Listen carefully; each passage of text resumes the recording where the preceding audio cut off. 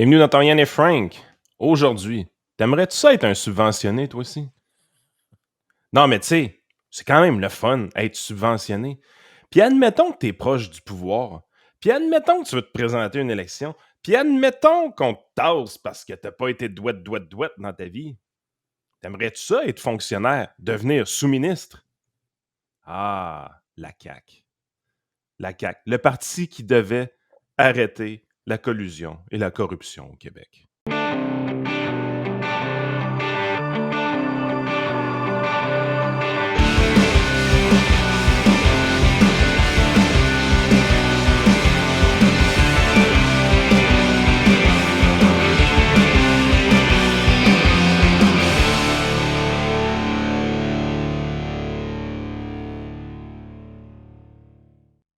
Avant qu'on parle de nos, comment je pourrais dire ça, de ces figures qui tournent autour de la CAQ, Récurrente.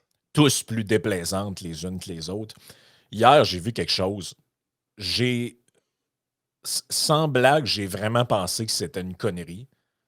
Et quand je vous en ai parlé dans le channel de groupe, tu as juste répondu « Voyons donc ». Et non, ce n'est pas une blague. C'est vraiment vrai, ce truc-là. Quand on vous dit que les villes sont rendues complètement folles, quand on vous dit que les politiciens municipaux sont rendus complètement disjonctés à faire tout ce qui est pas rapport avec leur mission, là, ben c'est là qu'on est rendu, les amis. Les gens de la ville de Québec, le budget de votre ville a été annoncé hier. Et vous devez maintenant enregistrer de manière obligatoire vos chats. OK? Et ça, c'est pas des jokes, là. Un nouveau règlement pour les propriétaires de chats a été glissé subtilement lors du budget 2024 de la Ville de Québec. L'administration marchand compte recevoir 145 000 de revenus l'an prochain grâce à l'enregistrement de 12 000 chats qui étaient jusqu'ici facultatifs. Mais là, attends un peu. Là. Les autres, ils disent, hey, on va avoir des nouveaux revenus, 145 000 $. Hey, le clown. Ouais, ça va coûter genre 3 millions administrer avec cette connerie-là. Voyons, la médaille, elle arrive d'où, tu penses? Il y a un fonctionnaire qui va la distribuer. Ben ouais. Il y a un gars Concernant qui, aux ch- il y a un gars qui va être attitré à temps plein là, à fournir des médailles à des chats. Là. Ah oui, et d'après toi, quel est le motif derrière cette affaire-là? C'est pas une patente éco-anxieuse. Hein? C'est une mesure éco-fiscale. Oh, oh, oh, oh! Ça, les mesures éco-fiscales, là, ça, là, ça veut dire Éco-fistal. checker votre... Hey, attends un peu. Là, t'essayes d'en glisser une petite vite, toi, là. Non, Éco-fistal. mais c'est carrément ça. C'est des mesures éco-fiscales. Il y a il y a un agité quelque part qui est en train de vous la mettre, là. C'est ça l'affaire. Et là, écoute bien ça. On va se faire démonétiser, Frank. Ce changement au règlement permettra de pallier les frais liés au traitement et aux dispositions de la litière sur le territoire.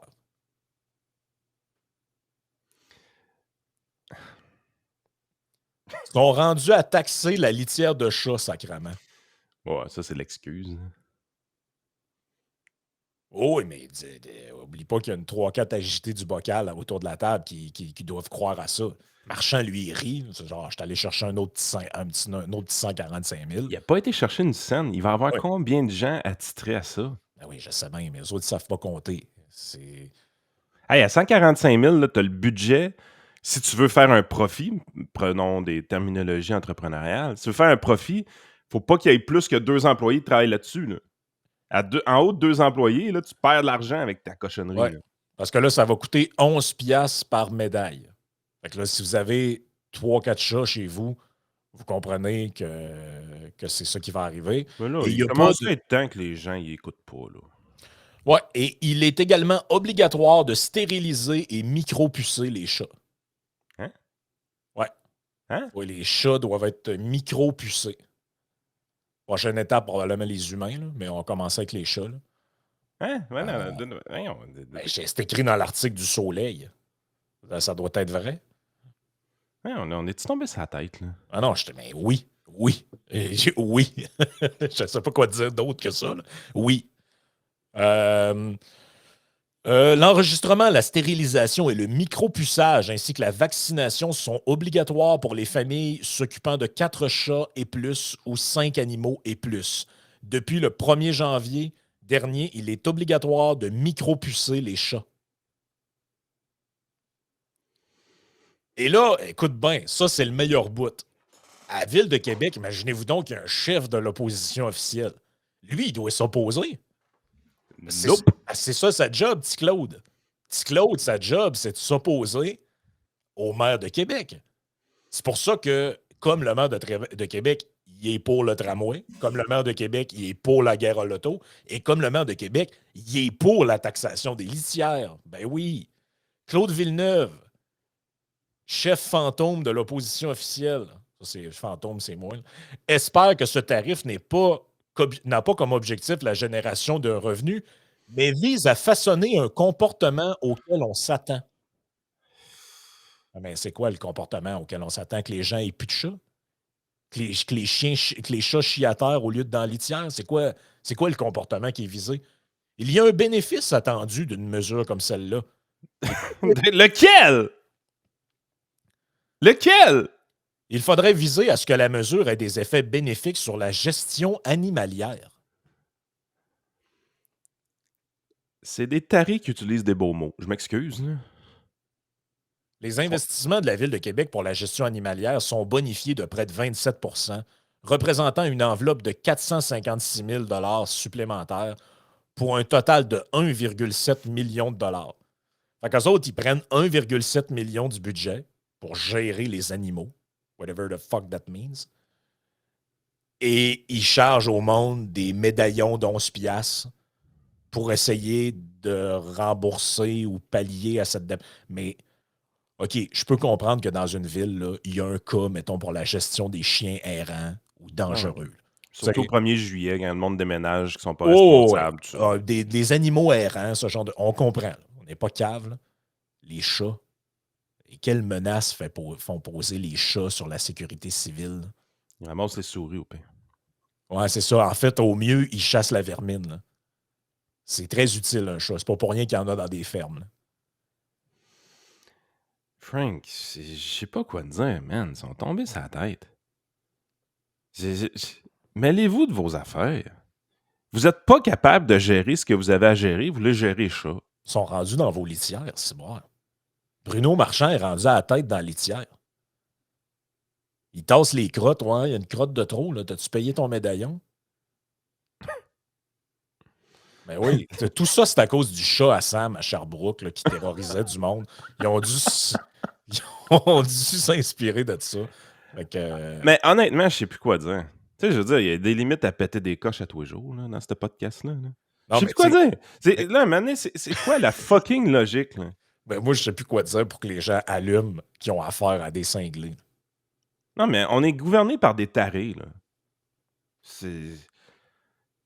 Écoute, hier, là, t'as Hydro-Québec là, qui défendait sa vice-présidente là, en disant que ouais, les arbres poussent plus vite. Puis ouais, là, c'est un fait, ça, là. Puis c'est un enjeu, puis on va investir plus. D'ailleurs, on a doublé les montants d'élagage. Vous êtes pourris, esti.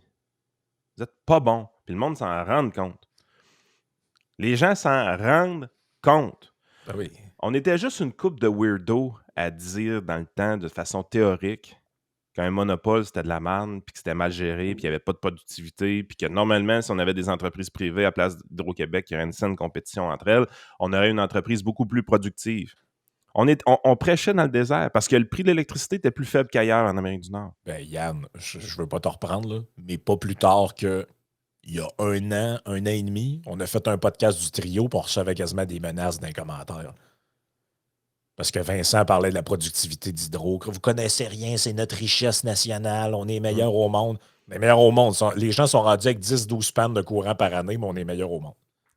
Là, ça s'en vient réel. Là. Ce qui était théorique, dans le temps, ce qu'on voyait venir depuis longtemps, en fait, vous commencez à l'avoir dans le cul tranquillement. Là. Puis vous commencez à pas être content. Puis vous commencez à le signifier à Hydro-Québec, d'ailleurs. bienvenue dans le groupe. About time. About time. Mais ça ira pas en s'améliorant. C'est un fucking monopole, Hydro-Québec. Non, ça ira pas en s'améliorant. Mais les changements climatiques, c'est puis qui fait. Joey, tout doux. Ah, c'est ça. Hydrofistal, c'est assez. Là. Non, Hey. mais est-ce que les changements climatiques qui fait pousser la végétation plus vite, est-ce que c'est ça qui explique le fait qu'on a de plus en plus de plantes vertes à l'Assemblée nationale ou ça n'a pas rapport à... Hey, mais oublie pas, hein, c'est pas juste ça. C'est multifactoriel. Il nous l'a expliqué hier, le gars d'Hydro-Québec. Un des 4 clowns qui gèrent les réseaux sociaux, là, à fonds de pension élevé. Là. C'est pas juste ça. Il y a aussi que la neige est plus pesante. 7 à 10 fois plus pesante qu'avant, en fait. Oui. La neige a changé de composante. Là, depuis, vous allez dire que je suis fatiguant avec cette affaire-là, puis pourquoi je reviens avec ça, là, mais c'est pas compliqué pourquoi je reviens avec ça. Nos dirigeants nous prennent pour des purs imbéciles. Okay? Oh oui, vraiment. L'affaire de Bruno Marchand, là, puis sa litière achat, là, ce qu'il y a en arrière de ça, là, c'est qu'ils nous prennent pour des caves. Puis en nous donnant cette affaire-là à bougonner, là, savez-vous c'est quoi qu'ils espèrent aussi? Ils espèrent qu'on parle un peu moins de l'éléphant dans la pièce. Il a augmenté fucking taxe municipale de plus de 4%. Là. La pire hausse depuis 2002. Le maire de l'Antarctique, là, les gens de Québec, ils doivent commencer à l'avoir profond un peu. Là. Oh, ouais. Mais c'est une mauvaise traque à prendre. S'attaquer aux animaux des gens, là, c'est une très mauvaise traque à prendre. Mais la seule fois où Régis Labaume a eu peur à son siège, là, c'est quand il est parti sur une bulle qui voulait stériliser les bulldogs de tout le monde. Là. Les pitbulls, excuse. Les pitbulls, ouais. Hey, les menaces rentraient sur le Facebook de la ville. Il est obligé de backtracker dans les 24 heures. C'est vrai, ça. Je m'en rappelle. Et c'est pas une bonne traque. Là. Les animaux de compagnie, moi, je toucherais pas à ça. Là. Hey, micro-pucé, chat, man. Ça passera pas, ça. Le monde, j'espère qu'ils n'embarqueront pas là-dedans. Bon, 3/4 du monde, ils verront jamais l'information. Dans un contexte inflationniste, là, augmenter les taxes de 5% au monde, là, c'est méchant. Là. C'est méchant. Ben il y a même, les administrations provinciales puis fédérales font même pas ça, là, présentement. Là. Ah, puis ils en veulent encore. Ils veulent une taxe sur les immatriculations. Là, lui a la tête dans le plat de litière. Ils sont méchants. Vous n'êtes pas capable de vous gérer. Vous avez du gras à couper comme c'est pas possible. Les employés municipaux sont mieux rémunérés que les employés du gouvernement du Québec. Et la piste cyclable est bien déneigée. Ouais, ça aussi, le monde commence à l'avoir tout croche dans la gorge. Il n'y a pas un chat dessus, mais vraiment bien déneigé. Mais je n'arrive pas à comprendre comment ça que ça se fait que ces gens-là se ramassent au pouvoir. Je n'arrive pas à le comprendre. Honnêtement, là. Des intérêts de la cause municipale dans beaucoup de cas. Là. C'est quoi? C'est 50% des gens qui votent au municipal? Essentiellement des vieux? Je pense en bas de ça. C'est probablement en bas de ça. Mais on peut se consoler sur quelque chose. Il n'y a pas juste ici qu'on a des bizarres. Et des bizarres, là, il y en a plus d'un ailleurs. Avant qu'on vienne sur nos caquistes, là, voici le dernier point. Là. Et celle-là, c'est le bout de la marde. Là. La rectrice de Harvard. Ah ouais, ça c'est pas chic, ça. Madame Gay. C'est son nom. Là. President Gay. Il y a beaucoup, depuis les tensions en Israël, avec la bande de Gaza, tout ça, là, il y a beaucoup de problèmes sur les campus américains, d'étudiants, d'explosion d'actes de haine, violence, tout ça, notamment envers les étudiants d'origine juive. Et elle a été comme calée dans un genre de meeting du board de l'école, tout ça. Là. Et elle se fait questionner, est-ce que vous considérez que ce qui a été dit, je vais vous le faire entendre, là, c'est acceptable, oui ou non? Et elle répond, ça dépend du contexte. Là. Voici l'audio. And Dr. Gay, at Harvard, does calling for the genocide of Jews violate Harvard's rules of bullying and harassment, yes or no? It can be, depending on the context. What's the context? Targeted as an individual, at an individual. It's targeted at Jewish students, Jewish individuals. Do you understand your testimony is dehumanizing them? Do you understand that dehumanization is part of anti-Semitism? I will ask you one more time. Does calling for the genocide of Jews violate Harvard's rules of bullying and harassment? Yes or no? Anti-Semitic rhetoric. When And is it crosses into anti-Semitic rhetoric? Anti-Semitic rhetoric, when it crosses into conduct that amounts to bullying, harassment, intimidation, that is actionable conduct, and we do take action. So the answer is yes, that calling for the genocide of Jews violates Harvard Code of Conduct, correct? Again, it depends on the context. It does not depend on the context. The answer is yes, and this is why you should resign. These are unacceptable answers across the board. Hey, c'est pas chic, là. Hey, elle lui a donné l'opportunité de se sortir du trou. Là. Oui, elle dit, je te repose la question bien comme faut. Je te donne une chance. Tu es en train de te caler. Là. Je te donne une chance. Réfléchis. C'est à toi de ton pâté au saumon. Là. Puis elle répète les mêmes cochonneries. Hey, puis Mais elle a peur de quoi quand elle répète ça? De quoi est-ce qu'elle a peur de dire que ces comportements-là antisémites sont répréhensibles? Elle a peur d'une minorité bruyante d'étudiants qui en brassent pas mal sur les campus universités. Les woke là, pro-Palestine, là, ils en brassent pas mal. Mais comment ça, elle a peur d'eux autres? Je pense pas qu'elle a peur d'eux autres. Moi, je pense qu'elle est comme eux autres. Oh, ça, c'est plus grave, ça. Il se passe des drôles de trucs sur les campus universitaires. Des très drôles de trucs. Ça, c'est pas juste au Canada. C'est aux États-Unis, c'est en Angleterre, c'est en France. C'est très étrange. Et là, l'université Harvard, qui est littéralement dans la marde à cause des déclarations de sa présidente, Ils ont tout fait comme Hydro-Québec, envoyé leur équipe de réseaux sociaux. ouais, ben, l'équipe de réseaux sociaux a dit hey, c'est long, ça fait 4-5 lignes. Voici la déclaration, je l'ai traduit en français. Là. Déclaration du président gay, de la présidente. Certains ont confondu le droit à la liberté d'expression avec l'idée selon laquelle Harvard tolérait les appels à la violence contre les étudiants juifs. Soyons clairs, les appels à la violence et au génocide contre la communauté juive ou contre tout groupe religieux sont ignobles, ils n'ont pas leur place à Harvard et ceux qui menacent nos étudiants devront rendre des comptes. Et là, donc, ça ne dépend pas du contexte. Non, tout d'un coup, ça ne dépend pas du contexte. Et là, les messages, là, premier message, le gars dit OK, ben si c'est ce qu'elle pense, pourquoi elle ne l'a pas dit clairement lors de l'audience? Parce que c'est pas un misspelling, c'est pas une quote hors contexte. On lui a donné 3 fois l'opportunité de se reprendre. Exact. Et là, tu as d'autres commentaires. Il y a un gars qui dit vous devriez changer le nom pour Hamas University. Il y en a un autre qui dit Then why didn't she said this during the congressional hearing yesterday? Step down, you're a failure. Imagine being the president of an Ivy League school and not being able to say this in front of Congress. Hey, c'est parce que ça charge de le gros prix pour les tuitions là-bas. Là. Read aller à the Harvard, ça comment coûte cher. and resign. Hey, c'est des appels keep digging.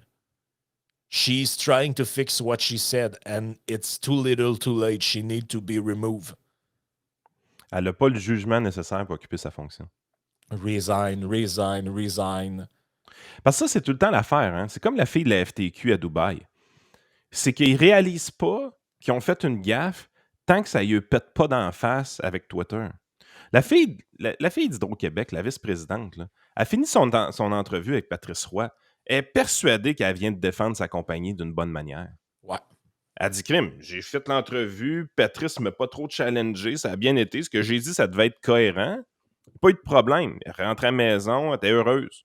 Jusqu'à temps que ça pète sur Twitter. Ça devait être pareil avec elle. Là. Elle a pogné une fille qui était tough dans son hearing. Mais elle a dit, oh, je m'en suis bien sorti. Je m'en suis bien sorti. Là, elle arrive à la maison, elle regarde ce qui ça pète sur Twitter.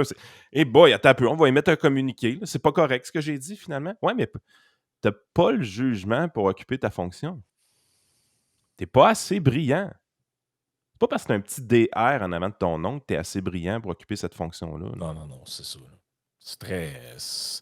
Puis tu sais, se cacher en arrière, c'est très drôle. Là, en plus, c'est ça personne ne croit à leur affaire parce que les gens de la mouvance de la cancel culture puis du wokisme, c'est des gens, des opposants à la liberté d'expression depuis toujours. Ils veulent quasiment criminaliser le fait que quelqu'un met genre quelqu'un d'autre. Mais quand eux se font pogner à dire des énormités qui sont littéralement des incitations à la haine et des incitations à des comportements criminels, ben, ils se cachent en arrière de la liberté d'expression. Liberté d'expression qu'ils vomissent le reste du temps. C'est pour ça que personne n'y croit là, à votre sincérité là-dedans. C'est des plaies, ces gens-là. C'est des plaies. Il va falloir que le ménage se fasse. Puis le ménage, ça commence à faire perdre la job à du monde comme ça. Ils n'ont pas la capacité intellectuelle et le jugement pour occuper ce genre de fonction-là. Point final. Maintenant, on pourrait se poser des questions. Dr. Gay, comment qu'elle a fait pour gravir les échelons à Harvard? Parce qu'elle n'a pas la compétence pour occuper ce poste-là. Là. Ben, certainement pas le jugement, en tout cas. Quand le jugement est passé, là, elle est aux toilettes. Là. Comment elle a fait pour gravir les échelons? C'est une question de culture. On encourage ce style de comportement-là. Ouais. Parce qu'elle aurait dû bloquer au bas de l'échelle. Elle n'a clairement pas le jugement pour occuper ce poste-là. Elle n'aurait jamais dû se rendre à des postes élevés dans cette université-là. Elle n'a pas la capacité intellectuelle pour le faire. Comment ça, elle monte? Parce que ce comportement-là est encouragé dans la structure. Mhm. Une question culturelle, dans une institution. Ah ouais, Changer ça, ça va prendre une éternité. Là. absolument. C'est pas juste elle qu'il faut qu'il perde sa job. C'est tous les gens qui ont participé au fait que des femmes comme elle aient pu monter dans la hiérarchie. C'est tout ce monde-là qu'il faut qu'ils perdent leur job. Ça va prendre du temps. Ah oui, ça va prendre bien du temps. Écoute, quoi de mieux que tourner autour du pouvoir pour que ça aille bien pour toi? Commençons avec un premier exemple. Un vieil ami. Un vieil ami, oui, commençons avec lui. Un ex-poids lourd de la CAQ rattrapé par des enjeux éthiques. Et je ne suis pas sûr que c'est un ex-poids lourd tant que ça, parce que qu'est-ce qu'on a appris le 18 octobre dernier? L'ex-caquiste Stéphane Le Bouillonnec pour épauler Éric Kerr. Man, Sous-ministre. il est sous-ministre d'Éric Kerr. Sous-ministre de la rétine. Mais là, le Bouillonnec, ça naviguait dans le temps de la DQ, ce gars-là. Quand ce gars-là a commencé à être présent très souvent à la DQ, c'était pas mal le début de la fin de ce parti-là. Ouais. Il comprend rien à ce qu'il fait. Là. Moi, j'ai jamais été impressionné par ce gars-là, politiquement. Là. Jamais été impressionné. Mais toujours été proche des amis du pouvoir. Toujours. Ouais. Mais là, en 2018, la CAQ voulait le présenter. Il voulait qu'il soit candidat. Il était obligé de... Ben, il était président du parti pendant un bout. Il était président du parti, puis il a été obligé de renoncer à ça. Parce qu'il faisait des prêts usuraires avec une petite entreprise. Ouais. Ça s'appelait Finabanks. 87 de taux d'intérêt, à peu près. Société de prêt privé à 87 d'intérêt et plus. Parce qu'il ne prête pas au Québec, parce que c'est interdit au Québec, mais il prête ailleurs au Canada. Tu sais, sérieusement, là, c'est pas du bel entrepreneuriat, ces affaires-là. Là. Des poursuites entre actionnaires de Finabanks permettent pourtant d'entendre qu'il y a toujours un intérêt de 500 000 dans l'entreprise de prêt à taux élevé. Donc, autrement dit, la raison pour laquelle il s'était retiré en 2018, elle est encore valide et ils l'ont recruté à nouveau. Mais ils ont surtout déjà dit qu'il n'y avait plus de lien éventuellement. Absolument. Mais c'est peut-être pas vrai. Ils disaient qu'il n'y avait plus de lien avec l'entreprise, mais finalement, il y en avait encore. Les documents judiciaires démontrent aussi que Stéphane Le Bouillonnec est rapidement retourné travailler chez Finabanks après avoir quitté la politique en tant qu'exécutif chairman. Donc, quand il était là, ils ont fait à croire qu'il n'était plus là. Il a quitté, il est retourné, il est revenu et il est encore là. Enfin, c'est un peu ça. Il tentait d'apaiser une grave crise gouvernementale au sein de Finabanks, provoquée notamment par un paiement douteux de 750 000 aux deux cofondateurs de l'entreprise, Yannick Garand et Esther Ross. Cet argent aurait servi à rembourser une dette du couple auprès du crime organisé. C'est du moins ce qu'a compris le chef de la direction financière Finabanks de l'époque, Frédéric Peter Boucher, à la suite d'une conversation avec Yannick Garand. Là, il y a des gens se défendent, disent que les accusations sont sans fondement. Cette reprise de fonds devait compenser pour le manque à gagner de nos salaires des années précédentes. Bon, Moi, personnellement, je ne m'associerais pas dans ce genre de business-là. Ça pue tout le temps. Là. Article de 2018. On se rappelle que maintenant, Stéphane Le Bouillonnec, depuis 2020, est sous-ministre du ministère à Éric Kerr. Quand même assez intéressant, ça. Hein? C'est Joey qui vient d'envoyer ça. Sur les valeurs de la CAQ, M. Kerr n'a pas de leçon à me donner. Je suis un vieux routier, a déclaré M. Le Bouillonnec en entrevue au FM 93. Qu'est-ce qu'il avait dit, Éric Kerr? Un peu plus tôt, devant les journalistes, ce n'est pas les valeurs de la CAQ, a reconnu M. Kerr lorsque questionné sur le sujet. Le député de la Pelletrie a toutefois tenté de sortir le président de son parti de l'eau chaude en faisant valoir que la loi québécoise vient tout juste d'être modifiée. L'encre n'est pas encore séchée encore. Il n'y a pas si longtemps, ça aurait été légal au Québec aussi, a dit M. Kerr en parlant des affaires de son président. Ouais, mais légal ou pas, c'est pas moral. Ouais, la subvention aux Kings était légale aussi. Là. Ouais. Tu sais, c'est. Mais tu sais, je veux dire, il a quand même planté Éric Kerr dans une entrevue au FM 93 en 2018, puis là, c'est son sous-ministre. Là. Ouais, puis il doit vraiment obéir au ministre, ce sous-ministre-là. Là. Puis qu'est-ce qu'il fait sous-ministre, ce gars-là? Qu'est-ce qu'il fait sous-ministre? On nous avait promis, ce gouvernement-là s'est fait élire en 2018 en nous disant « Hey, libéral, un chum, c'est terminé. » Le gars, il peut plus être président du parti. Il peut même pas être candidat pour le parti à cause de ses liens douteux avec cette firme-là. Il nous dit qu'il n'y a plus de liens. Finalement, on découvre qu'il y a encore des liens. Et pendant qu'il y a encore des liens, il est encore sous-ministre. Un chum, c'est un chum. Ben, qu'est-ce qu'ils ont fait aussi avec la madame qui est rendue la plus haute fonctionnaire du modèle québécois, Madame Savoie? Savoie. Et elle aussi était liée à Éric Kerr. Éric Kerr qui avait exigé sa démission à l'époque où elle travaillait pour les libéraux en disant qu'elle n'était bonne qu'à aiguiser des crayons. Elle est rendue la plus haute fonctionnaire de l'État. Après avoir été à la santé. Essayer de sauver le mastodonte. Toi. Ah, après ça, ils sont comme hey, les gens sont cyniques de la politique. Hein, qu'est-ce qu'on pourrait bien faire? Ça doit être parce qu'ils s'informent sur Internet. Non, non, c'est juste parce qu'ils ont un cerveau qui fonctionne et une mémoire qui est supérieure à celle d'un poisson rouge.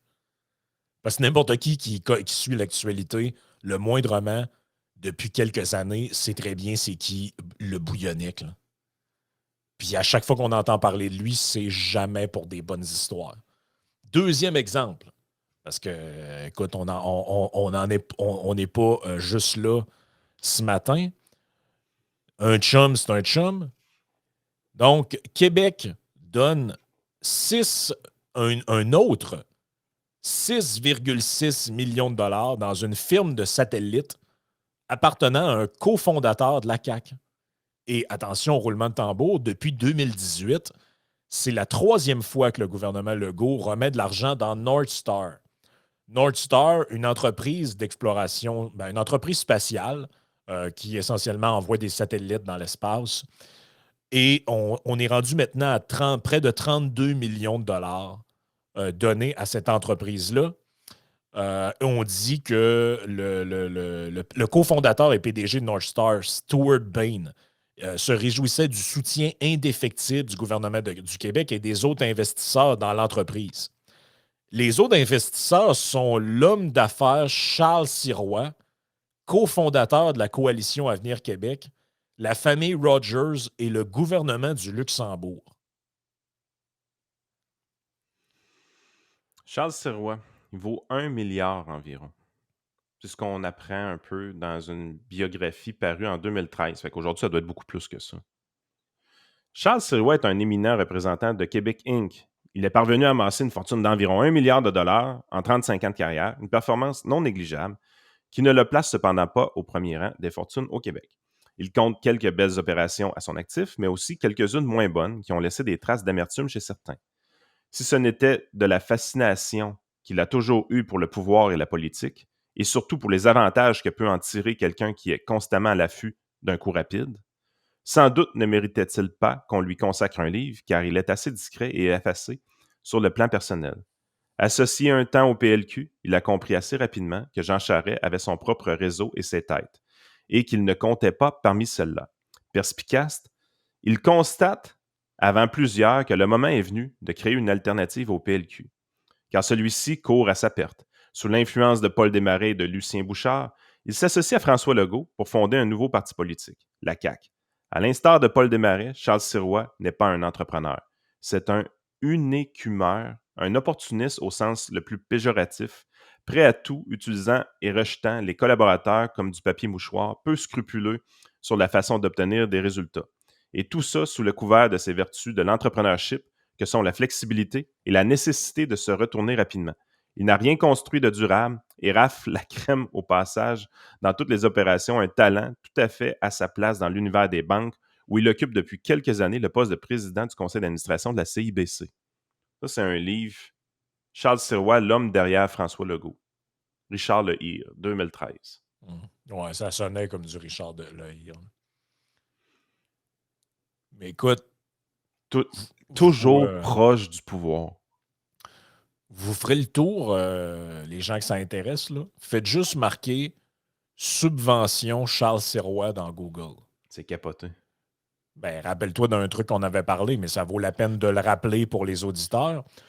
Hôtellerie, encore des millions en prêt et en subvention pour un proche de la CAQ. Charles Sirois a reçu 8,8 millions en prêt et subvention pour son hôtel au pied du Mont-Sainte-Anne depuis 2020.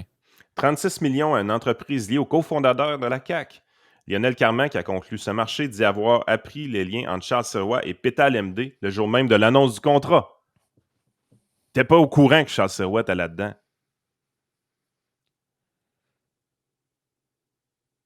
C'est incroyable. Tu sais, puis je te l'ai dit en pré-show, là, quand on jasait avant de commencer l'enregistrement. Là. Moi, quand il est question... Qu'est-ce qui est arrivé quand Éric Girard a dit on va baisser les impôts d'un point de pourcentage sur les 2 premiers paliers? C'était ça, me semble. Là. Qu'est-ce que les gens de gauche ont fait?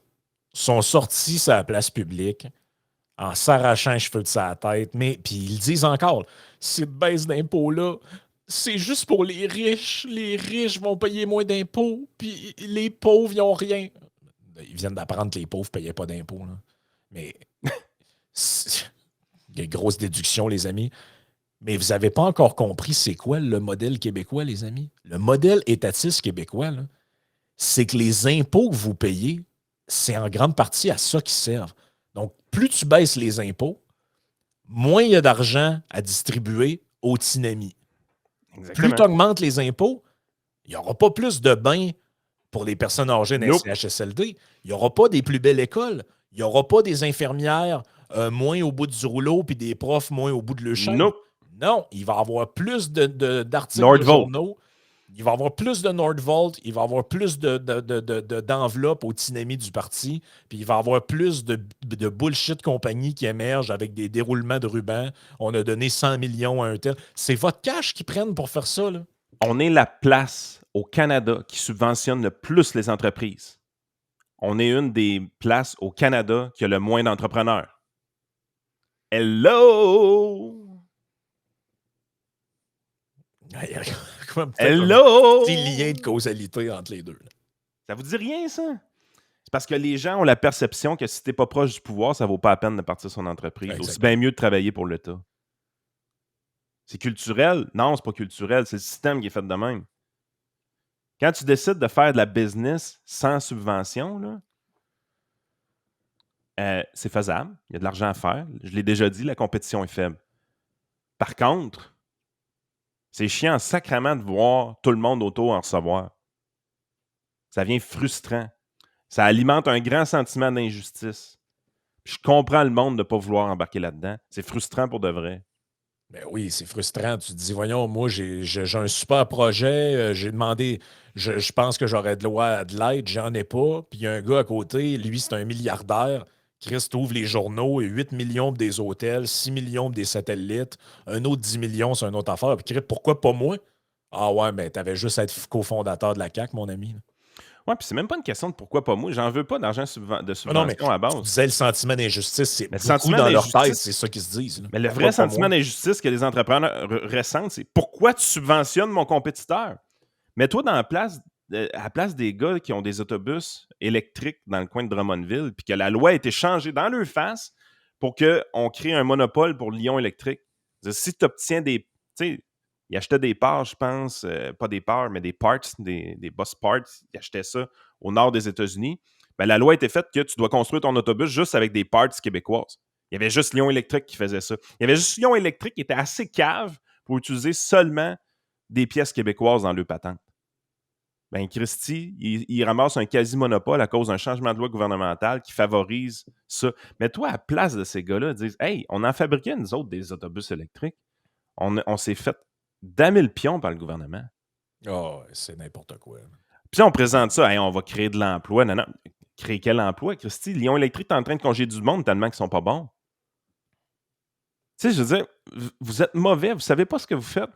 On nous vend Fitzgibbon comme si c'était un chauffeur de Formule 1. Le gars, il est mauvais. Il n'est pas bon.